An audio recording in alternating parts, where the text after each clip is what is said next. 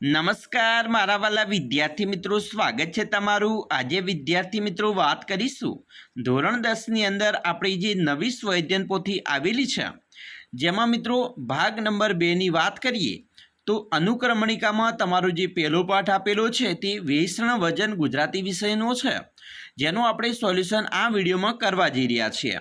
મિત્રો આપણે ક્રમિક તમારા ભાગ નંબર 2નું સંપૂર્ણ વિષયોના જે પાઠો આપેલા છે તેનું સોલ્યુશન કરવાના છીએ। તો ચાલો વિદ્યાર્થી મિત્રો વિડીયોની શરૂઆત કરીએ। તેના પહેલાં તમે ખાસ કરીને ચેનલમાં નવા છો તો મારા વાલા વિદ્યાર્થી મિત્રો ચેનલને અવશ્ય સબસ્ક્રાઈબ કરી વિડીયોને લાઇક અને શેર કરવાનું ન ભૂલતા, જેથી કરી અમે તમારા સુધી ધોરણ 10ના તમામ વિડીયો છે એ મોકલી શકીએ। અહીંયા તમારો પહેલો પાઠ એટલે કે કાવ્ય છે વેષણ વજન। અહીંયા મિત્રો વેષણ વજન એ આપણી કાવ્ય છે એટલે કે પદ્યકૃતિ છે। તો આપણે પણ જે આપણી પરીક્ષા લેવામાં આવતી હોય છે તે વિભાગ નંબર 2માં પદ્યના જે પ્રશ્નો હોય છે, કાવ્યના પ્રશ્નો હોય છે। તો ચાલો જોઈએ। સૌપ્રથમ અ છે, નીચેના જોડકા યોગ્ય રીતે જોડીને ફરીથી લખો। જેમાં પહેલું છે આદિકવિ। તો આદિકવિ એ મિત્રો નરસિંહ મહેતાને કહેવામાં આવે છે એટલે આપણે એકને બ આવશે। કર્મભૂમિ, તો કર્મભૂમિ છે એ મિત્રો તેમની જૂનાગઢ છે એટલે કે 2 સામે ક આવશે। જન્મભૂમિ, તો જન્મભૂમિ એમની ભાવનગર છે એટલે કે 3માં ડ આવશે। હવે આપણે જોઈશું બ, નીચે આપેલા વિકલ્પમાંથી યોગ્ય વિકલ્પ પસંદ કરી ખાલી જગ્યા પૂર્ણ કરો।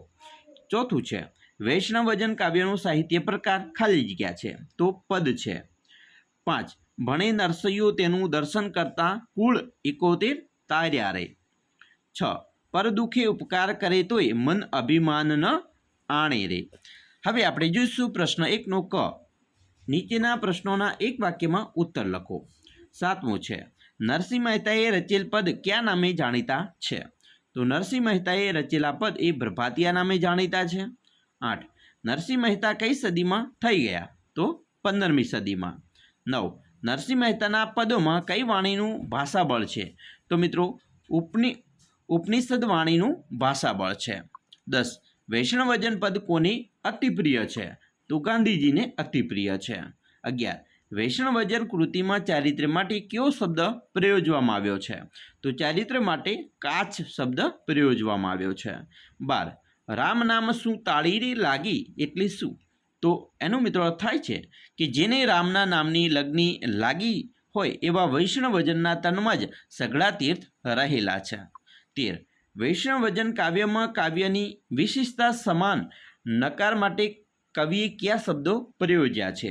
તો એના માટે મિત્રો ત્યાગી, અસત્ય અને વર્ણલોભી જેવા શબ્દો પ્રયોજ્યા છે। 14 વાચ કાચ મન નિર્મળ રાખે એટલે કે પોતાની વાણી, ચારિત્ર્ય અને મન પવિત્ર રાખે છે।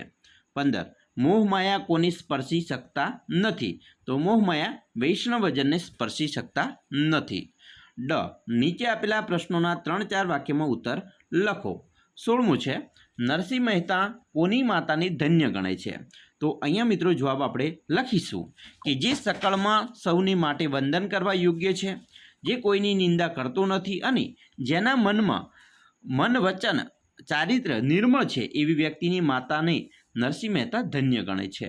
17 પરસ્ત્રી જેની માતરે પંક્તિ સમજાવો। તો પરસ્ત્રી જેની મિત્રો માત્ર એ પંક્તિનો અર્થ છે કે વૈષ્ણવ વજનની નિર્મળ દ્રષ્ટિને વ્યક્ત કરે છે, તે સૌની તરફ સંભાવ અને સમદ્રષ્ટિ રાખે છે, તે પરસ્ત્રી તરફ કુદ્રષ્ટિ કરતો નથી, તે પરસ્ત્રીને માતા ગણે છે। હવે છે પ્રશ્ન મિત્રો આગળ છે ઈ, નીચે આપેલા પ્રશ્નોના 8-10 વાક્યમાં મુદ્દાસર ઉત્તર આપવાના છે। 18મું છે તમારા મતે વૈષ્ણવ વજન એટલે શું, તેના લક્ષણો વર્ણવો।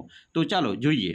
મિત્રો સાચો વૈષ્ણવ વજન હંમેશા પારકાના દુઃખ દર્દ દૂર કરે છે, પણ મનમાં ઉપકાર ક્યાંનું સહેજે અભિમાન રાખતો નથી, દુનિયાની તમામ વ્યક્તિને તે વંદન કરે છે, અર્થાત તે સૌનો આદર કરે છે, તે કોઈની નિંદા કરતો નથી, તેના મન, વાણી અને ચારિત્ર્યમાં કોઈ ભિન્નતા જોવા મળતા નથી, એવા વૈષ્ણવ વજનની માતાને ધન્ય છે।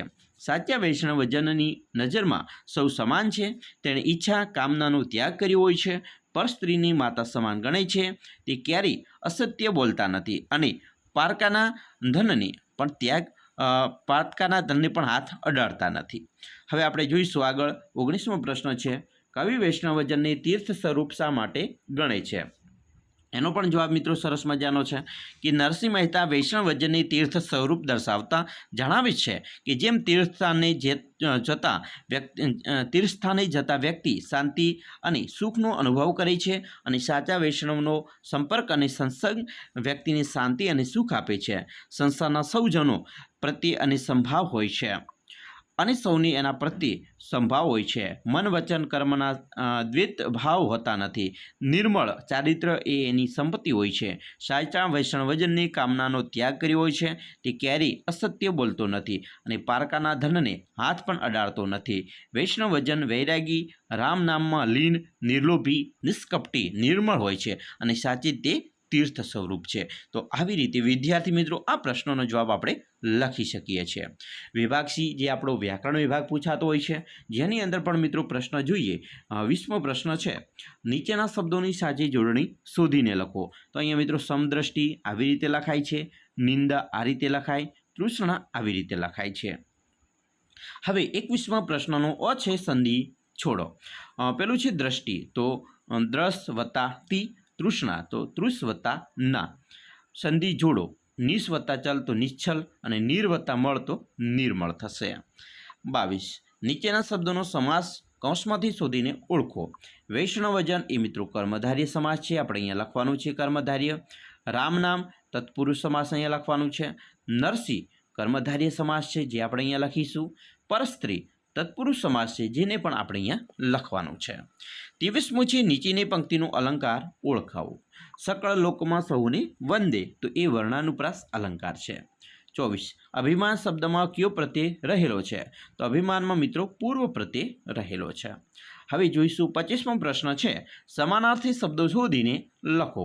અહીંયા નિંદા તો એને આપણે વગોવણી કહીશું.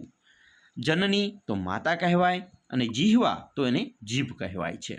26મો પ્રશ્ન છે, નીચે આપેલા વિકલ્પમાંથી સંજ્ઞાનો સાચો પ્રકાર શોધીને લખો. અહીંયા ક્રોધ એ ભાવવાચક સંજ્ઞા છે, તૃષ્ણા એ ભાવવાચક સંજ્ઞા થઈ, દર્શન ક્રિયાવાચક, કુળ સમૂહવાચક સંજ્ઞા કહેવાય. હવે આપણે 27મો પ્રશ્ન છે, રૂઢિપ્રયોગનો અર્થ જણાવવાનો છે. તાળી લાગવી યાની લગ્ની લાગવી. 28 શબ્દ સમૂહ માટે એક શબ્દ આપો. પહેલું છે સર્વ તરફ એક સમાન નજર, એને સમદ્રષ્ટિ કહેવાય. સંસાર પ્રત્યેની મોહમાયા ઉઠી જવી, તે એને વૈરાગ્ય કહેવાય છે. 29મો પ્રશ્ન છે, વિરોધી શબ્દ લખો. ઉપકાર તો અપકાર, વણલોભી તો લોભી, કપટ તો ઈમાનદાર, અભિમાન તો નિરાભિમાન. 30મો પ્રશ્ન છે, તળપદા શબ્દોનું શિષ્ટ રૂપ આપો. તો મિત્રો તીર્થ આપણે તીર્થ બોલીએ છીએ તો તીર્થ બોલાય, વાચ તો વાણી અને આણે તો લાવે. 31મો છે, વિશેષણ શોધીને લખો. 71 તો એ મિત્રો સંખ્યાવાચક વિશેષણ કહેવાય. 32મો છે, ક્રિયા વિશેષણ શોધીને તેનો પ્રકાર લખો. તો અહીંયા 9 છે એ સંખ્યાવાચક અથવા અભિગમવાચક વિશેષણ કહેવાય. 33 નીચેના શબ્દોની ધ્વનિ શ્રેણી છૂટી પાડો. વૈરાગ્ય તો મિત્રો વ વત્તા આઈ વત્તા ય વત્તા ર વત્તા આ વત્તા ગ વત્તા ય વત્તા આ આવી રીતે સંધિ છૂટી પડશે. સમદ્રષ્ટિ સ વત્તા અ વત્તા મ વત્તા અ વત્તા દ વત્તા રૂ વત્તા સ વત્તા ટ વત્તા ઈ પડશે. એના પછી તૃષ્ણા તો ત વત્તા રૂ વત્તા સ વત્તા અણ વત્તા આ આવી રીતે ધ્વનિ છૂટી પડે છે. હવે વિદ્યાર્થી મિત્રો વિભાગ ડી ઉપર જઈશું, જેને આપણે લેખન વિભાગ કહીશું, જેમાં તમારી નિબંધ લેખન મિત્રો 8 ગુણમાં પૂછાતો હોય છે. ચાલો નિબંધ જોઈએ. તો પ્રાર્થના આત્માનો ખોરાક, તો સરસ મજાનો મિત્રો નિબંધ છે એ આપણે અહીંયાથી લખી શકીએ છીએ. તમારો નિબંધ મિત્રો ધીમે સ્કીપ કરું છું તો ખાસ નોંધ લખી લેવાની છે અને આ નિબંધ તમારે તૈયાર કરવાનો છે. તમારી પરીક્ષામાં મિત્રો પૂછી શકે એવો નિબંધ છે. તો સરસ મજાનો નિબંધ છે એ આપણે અહીંયાથી તૈયારી કરી લેવાની રહેશે. આ હતો વિદ્યાર્થી મિત્રો ભાગ નંબર 2ની અંદર જે તમારું ચેપ્ટર 1 છે વૈષ્ણવજન, જેના લેખક છે કવિ છે નરસિંહ મહેતા, જેનું આપણે સંપૂર્ણ સોલ્યુશન જોયું. વિદ્યાર્થી મિત્રો તમારે ભાગ નંબર 1નું જે ગુજરાતી વિષયનું સોલ્યુશન જોવાનું બાકી છે તો ફટાફટ આપણી ચેનલના પ્લેલિસ્ટમાં જઈને જોઈ શકો છો, કારણ કે આપણે ત્યાં સોલ્યુશન બનાવીને મૂકી દીધું છે.